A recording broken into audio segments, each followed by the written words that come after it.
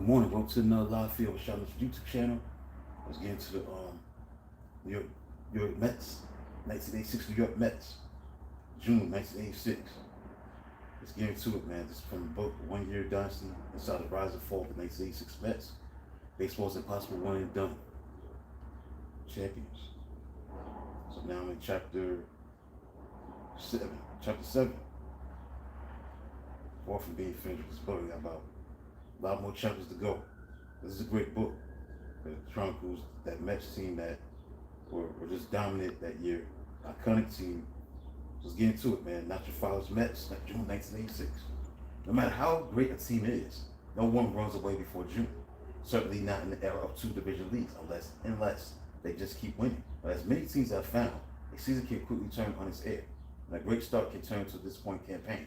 One prime example of what could happen to a team that spurted after a diminished start was the Mets, the 1972 Mets. That 72 team kept coming up in 86, whenever the records were checked for the best start in Mets history. They seemed a very unlikely measure ride for the greatest start in club annals. After all, coach Yogi Berra was thrust into the manager's office days before the 1972 season began due to the shocking death of Gil Hodges. Not only was Berra the antithesis of the strict but beloved Hodges, but the Mets also had traded Nolan Ryan, shipped out their top three hitting prospects, including Ken Singleton, to Montreal for Rossi Staub.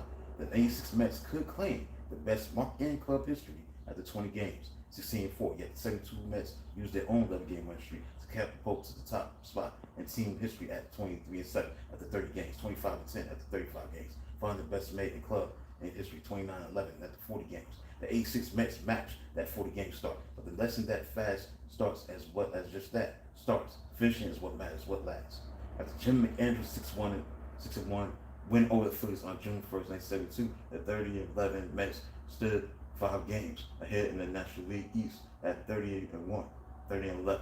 The next 86 Mets held a 6-game lead in the National League East. After 41 games, the 72 Mets, beset by injuries, bad luck, returned to the norm, went just 53-61, despite a stat that struck out more batters than any team in baseball and boasted Tom Seaver in his prime. National League Rookie of the Year, John Matlack, and not yet 30-year-old Jerry Koosman, Tug McGraw, was 27 saves, more than double the previous team record. That's nice, a lesson from the age of Bobby Bellbottles and Pong. But in the era of acid wash jeans and the Sega Master System, past stumbles by the franchise were passing thought to ball players who had been in high school, even grade school, in that year, before anyone had heard of Watergate. The White Gooden was all 8 years old at the time.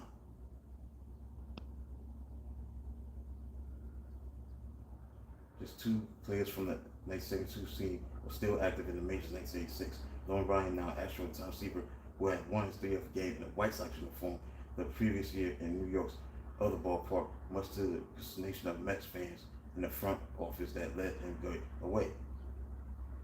June of 1986 opened with consecutive 7-3 losses to the Giants. No big deal, but the Mets also lost two important bats. That was Strawberry Howard Johnson. Johnson had already lost McLean time to pay Ray Knight, now among the league's leading hitters. But Hojo did reach base in 35 of his first 100 times up, though he had just one home run. It was perhaps the biggest long ball of the season, the game-time home run in the ninth inning that spurred the sweep that left St. Louis in tatters. So with Knight playing so well, David Johnson pushed the envelope and had started Howard Johnson at shortstop 20 times since his home run in Lake St. Louis. Johnson had made only 6 career starts as an pro before 1986, 5 of them the previous year. He was still inexperienced at this position at the major league level. Early in the season, I would lean toward offense and give a lot of people the chance to play. Davey Johnson philosophized in a Newsday interview early in the season, early in the game. I would put a lot of offensive players out there. I see who is going to have a good year for me. Putting outside offense ahead of defense is a gamble, though. In front of 49,000 at Shea, the Nets lived up to the sponsor's name on Butterfinger Cap Day, committing 5 errors. But the most unsettling play was not ruled an error. O.J. Dykstra collided Jason Pop, flying to short left field, short left center in the second inning, trying to cause a hairline fracture. All right, thanks for tuning in. Hit the like button. Thanks for hitting the like button. Subscribe to the channel. It turned out to cause a hairline fracture of the right wrist, costing Johnson 3 weeks and a shortstop job. He joined announcer Tim Harvey and complained about Dykstra playing too deep in center, which he believed made infielders vulnerable to collision when chasing a short pop. I had to criticize the player for the way he plays, but I think something should be looked at. Maybe they should do something to try to work it out so that no more key injuries. The outfielders didn't change how they played, but Davey Johnson did change his mind.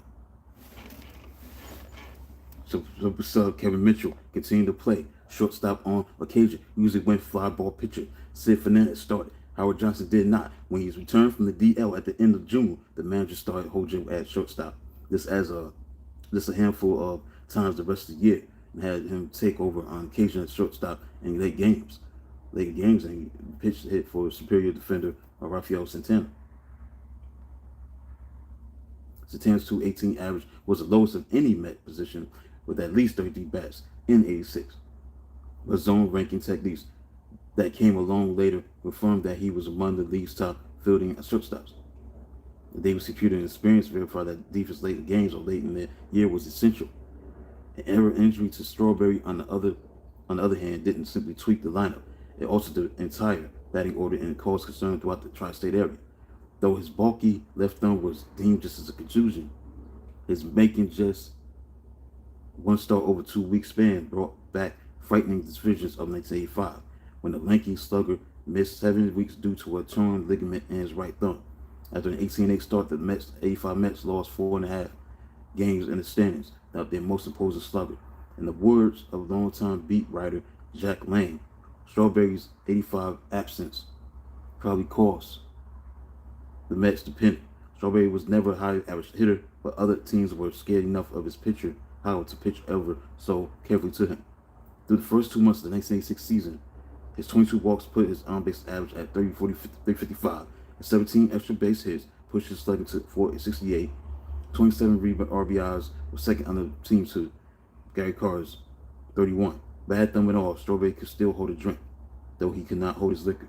Although among the many sins invested in a post-career memoir, he stayed at 86 for years. Intake of alcohol and speed reached epidemic proportions.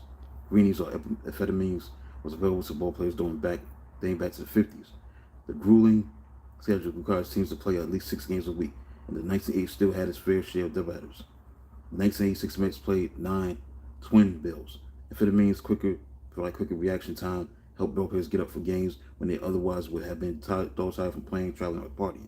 Most players in the 80s had grown up post-1960s as a team when drugs became part of the culture. Many turned a blind eye, others jumped right in. Even players who would never think of indulging in hard drugs took greenies. The notoriety that came with being a young superstar in New York wore on Strawberry, and he tried to cope with it by partying. Moving from the projects in Los Angeles to New York as one of the game's most heralded prospects came at a price. He tried to blend in with older players. I got caught up in it to fit in, like a man around them. By age 6, my consumption of speed was really out of hand. Drinking helped put some temporary insulation back on my speed and frayed nerves and slowed down my buzzing brain. A drunk speed freak is bad news. He'll say a whole lot of things he wouldn't say otherwise. Strawberry clung to the back of buses and planes with the Scum Bunch, a group that consisted of Jesse Roscoe, Doug Sis, Danny Heap, and Dwight Gooden, and that specialized crew in obnoxious behavior. Even some of the guys on our team hated the Scum Bunch because we pick on them, crack a lot of jokes about them. We got pretty harsh sometimes. Besides smoking, drinking, speed, Strawberry also indulged in cocaine, which is just as accessible to ball players as it had been for the 1985 Pittsburgh drug trials. You could blame it on the 80s, just as players from previous decades could blame their sins on the decade. The hard partying helped some players bond, cope, or cut loose. Whatever they were doing, no one wanted the 86 Mets to change a thing. They were winning big. The Mets went 63 in Strawberry's absence before he returned for a D-Day doubleheader in Pittsburgh on June 6, making 42 years since the Allied invasion of Normandy in World War II. The heavy artillery was out that night at Three Rivers Stadium. The Mets were stymied in the first game by Rick Rhoden.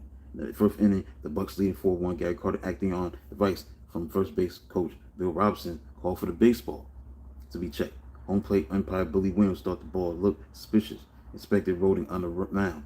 Finding nothing on the pitcher, Williams let the at-bat resume and Trotter struck out.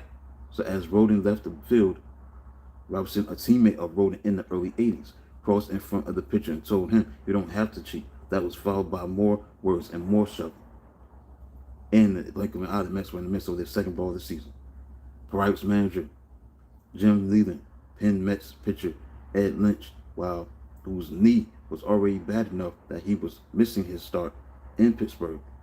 Leyland had to be restrained by umpire Joe West. No one could stop Kevin Mitchell. Scrawny Pirates shortstop Sam Khalifa was foolish enough to take a run at Robinson within view of Kevin Mitchell.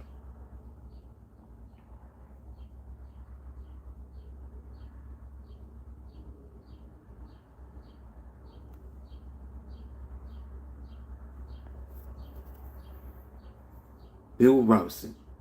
He was my mentor on that team, and he really taught me the ropes and how to prepare myself. I got into a lot of trouble for that day. It was Sammy Khalifa.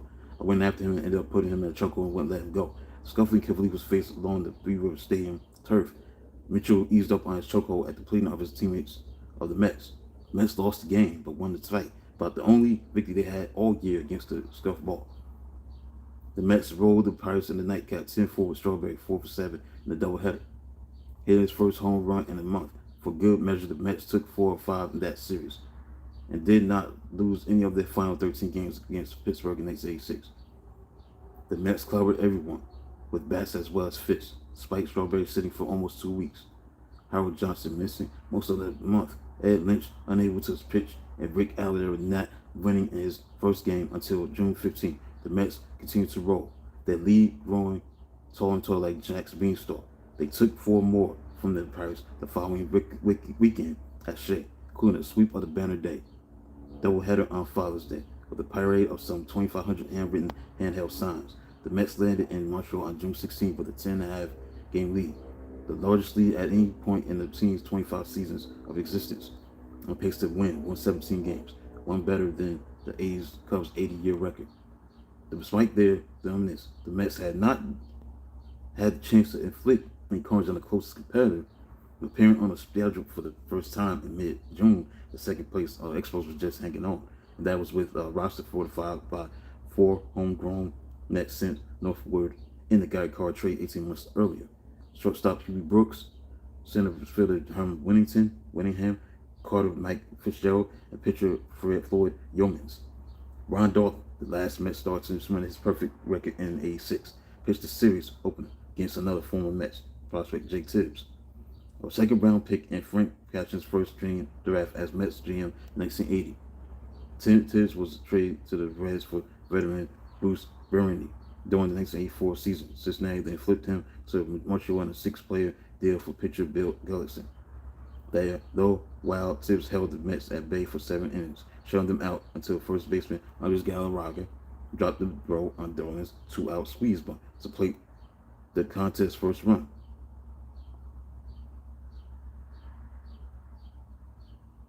Darling proved game if erratic, having lost almost 20 pounds due to the flu. He endured 2 rain delays and 6 walks on the night when the temperature dropped from 85 to 54 degrees by the time the game really ended at 1:17 a.m. As if those delays weren't enough, not to mention the loss of video feed on Sports Channel, home plate umpire fashion policeman Doc Engel sent reliever Roger McDowell to the locker room in the 8th to change the tattered undershirt. When McDowell came back in a new shirt, walked 2 singles tied the game. No matter, Mets won their 7th in a row on Strawberry's RBI. Lenny Dykstra's 2-run single against Javon met Jeff Ritter in the 10th at the 6 games. The 44-16 Mets had more wins than the 62 Mets after 160 games. Though that's like comparing the constantly rising home run apple and oranges. The 86 teams seemed unbeatable wherever they played. They had as many wins at home as on the road. They had no peer in team annals or anywhere in the major leagues. Yet people still worried about Dwight Gooden. The public and most of his teammates were not aware of his escalating cocaine habit, but everyone was taking turns speculating about what was wrong with him. where there had been such talk about the first third of the 1986 season. There was little justification for it on the surface. Through his first 13 starts, Gooden was at almost the same place he had been in 1985, 8-2 after 102 innings. His 2.21 ERA was more than half a run higher than at the same juncture a year earlier, but his 6 complete games were more than he had opened in 85. Though his strikeouts were down, Gooden said all the right things about that, even if his syntax was off. I think I'm more of a smarter pitcher this year. As Gooden took the mound in Montreal in the World game of the whole series, he was coming off of season best 13K performance against the Pirates. Wholly a Friday the 13th meltdown by Jesse Roscoe had denied Doc his 9th win of the year. In Montreal, Gooden faced William Yomis, who'd been the ace on Gooden's high school team in Tampa until he moved to California to live with his father as a senior. Yomis, 6 months older than Gooden, was drafted by the Mets in 1982 in the second round. One round after his lifelong friend, Doc or Bugsy, a fruit Yomis, had called him since age 7. Took the slightly faster track to the majors. Yomis was just 21 when he debuted for the Expos in 1985. Yomis were the crown jewel of the Carter trade as far as the Expos were concerned. He wasn't Doc, but he was young, cheap, and strong. Yomis outpitched his buddy in their first matchup. Montreal lit up Gooden for 7 runs, with Doc striking out just one Expo. He allowed 6 hits and walked 6. Tim Wallet, who came in 1 for 19 in his career against Gooden, became the first player to ever homer twice off of him in one game.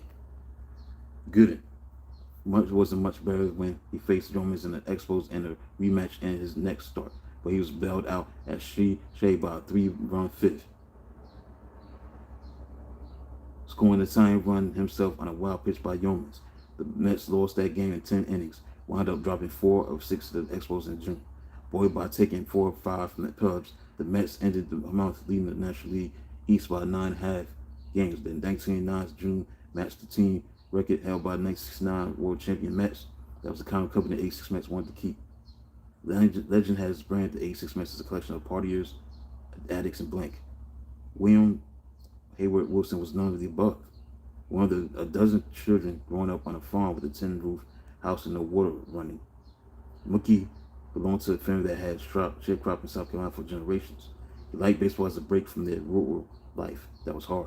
Yet he never played any type of organized baseball until reaching Bamberg Edhart High School, a recently integrated school. A local judge arranged for Mookie to play American Legion ball, hooking up with rides in the back of a local police car, finding him a part-time job to help support his family. Then he enrolled Wilson at a 2-year Spartanburg Methodist College on a baseball scholarship. Why would this right man go out of his way for a black kid from the South? Wilson wrote his 2014 book, Mookie. It was extremely important for me as a young athlete to know that some social strain thought more highly of me than I did myself. From there, Mookie integrated the University of South Carolina baseball team, where he got to know future Mets teammate Ed Lynch. He met his future Mets roommate, Huey Brooks. The next same college World Series when the Gamecocks lost to Arizona State in the championship game 2-1. Mookie had turned down the Dodgers a year earlier than when they drafted him in the 4th round, but just as the 77 College World Series got in the way, Wilson was drafted by the Mets in the 2nd round, 1 round after New York chose Wally Backman. Though his family wanted him to finish school, Mookie negotiated a $22,000 signing bonus, which he turned over to his parents, received their blessing. He was the type of person who would complete his degree on his own anyway.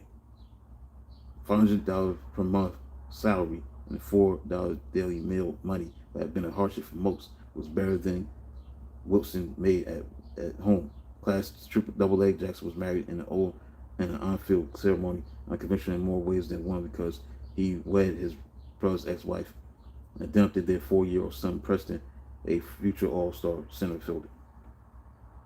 He learned how to switch it on his own in AAA, becoming an even more valuable commodity. It was time to head to New York.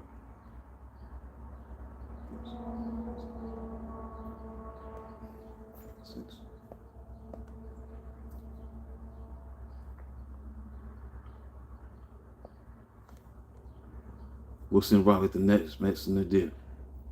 They were trying to focus on young players. The main drawback of that plan being that most of their young players, weren't any good. Wilkie was an exception, but he was blocked in center field by Lee Mazzilli, 1980 team's lone drawing card. The Mets moved Mass left field in 1981, putting Mookie in center. Just before the 82 season, traded Mazzilli to Texas for Ron Darling and Walt Terrell. Wilson was stealing 50 bases, scoring 90 runs a year for a puncher's team, twice in 4 days in the summer of '83. He ended games by scoring from second base on paid balls that didn't even leave the infield. The one thing he could not do, was get on base more often, walking just 18 times in a major league high, 683 at bats in 1983.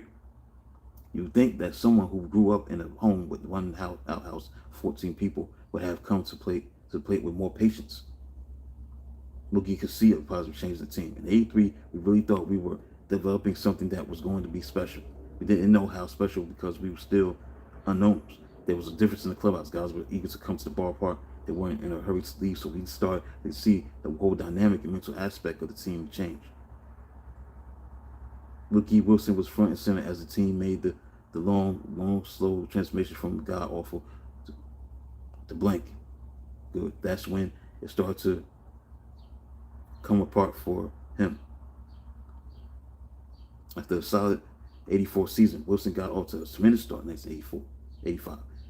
That 297 at the end of May, had 16 steals, but strike Stroder was aching.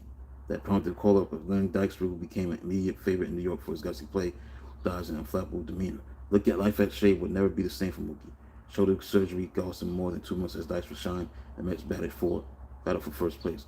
Wilson did take over for Dykstra in September, batted a .307 with a surprising 12 extra base hits. Even more astonishing, 14 walks over his final 31 games. The Mets came up short of the Cardinals, and Mookie came up short in the Mets' eyes. The Mets planned to platoon in center field with Wilson and set the stripes of Dykstra, even before Mookie was hit in the eye during the spring training run-down drill. Wilson's season finally started with a pinch hit at a bat on May 9th, 1986. At the beginning of just 2 for 17, he batted .337 over the next month, scored 22 runs in 26 games, caught 4 home runs, and stole 11 bases without being caught. Dykstra likewise was hit hot, creating the daily challenge of who batted first and who played where. While Mookie was frustrated that he played more against lefties than righties, he had over time become a better hitter from the left side than the right side. He never took it out on the new guy. He went out of his way to accompany the man who had taken a nice chunk of his playing time. I would not even say even more than he is trying to establish himself as a major league leadoff hitter. Wilson said of Dykstra in June 1986 that say he has established himself. Dykstra not surprisingly confessed he would not be as accommodating as Wilson if he were the veteran in the situation, but not everyone can be Mookie. Mookie was strode frustrated over time as the platoon persisted. In the summer of '86, however, he rode the wave as the Mets kept winning. His work ethic, perseverance, understanding would be were on the team everybody outside of New York loved to hate. Right, we're going to be in chapter 8 tomorrow. Sledgehammer.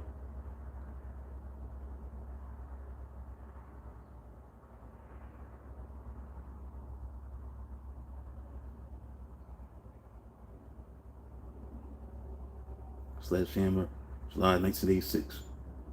From 1 year dynasty inside the rise and fall of the 1986 Mets. Baseball's impossible one and done champions. Please like, subscribe to the channel. See 3 likes. Hopefully have some subscribers. That'd be good. That'd be it. So I'll be back later on for another live feed. I think that's gonna be at 1:45, I believe. I may have one at 1 o'clock. Maybe. Yeah, I do have one at 1 o'clock. Yeah, that's gonna be about Michael Jordan and Wilt Chamberlain, who had a bigger impact on the game of basketball. Interesting stuff I'm gonna get into with that. Then do the interview that I did with Pat Riley. That's coming at 1:45. So that's it for that. So till then, talk to you soon.